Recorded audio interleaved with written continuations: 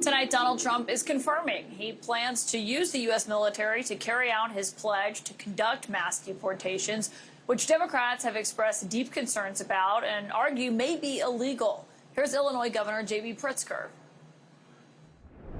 We, of course, are deeply concerned about, the president of the United States calling out military inside the United States. The idea of calling out, the Army into the domestic confines of the United States seems uncalled for and may in fact be unconstitutional and illegal.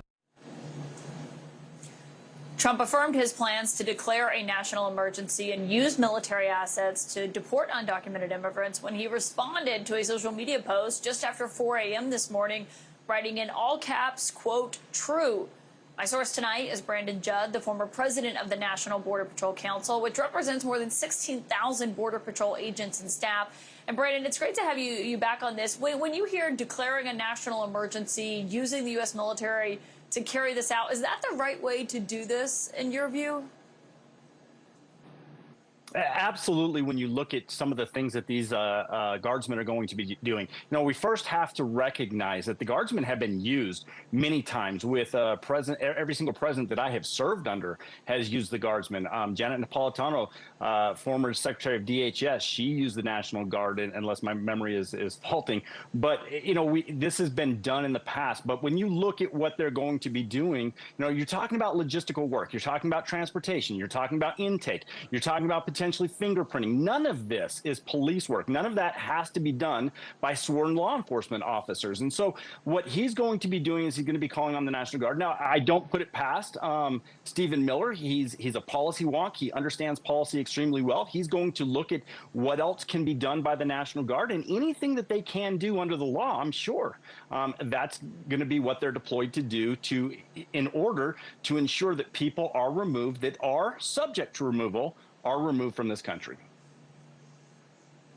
But what does that look like in practice? I mean, you mentioned fingerprinting and driving people around, but does that mean that there is a likelihood or possibility that we could see National Guards, U.S. troops on American soil going into homes and businesses?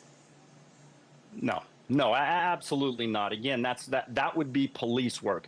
When HSI takes somebody into custody and they don't have the means to transport, that's when you can see the National Guard. When you don't have enough sworn officers to do the fingerprinting or the intake, all of that logistical work, that can be done by the National Guard. And that has been done by the Guard in the past. So it's not something that we haven't seen before. We've done this before, and we've done it very effectively.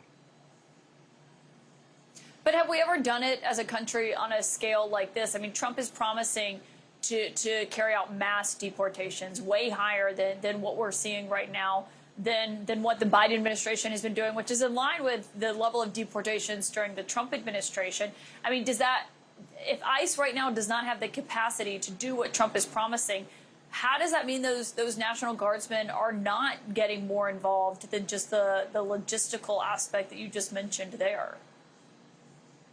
Well, the way you ensure that doesn't happen, of course, is if Governor Pritzker wants to file a lawsuit. Then the courts will weigh in. The courts will make that determination.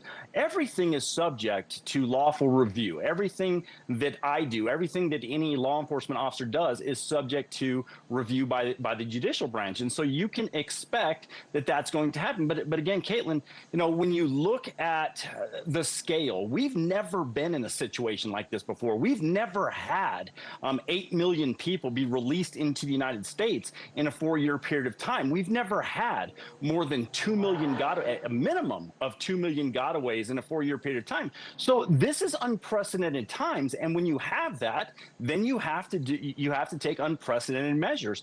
But what I do look at is we have done this in the past, we've done it before, we've used the National Guard, and we've used them effectively, and I'm certain that this administration is going to use them effectively again.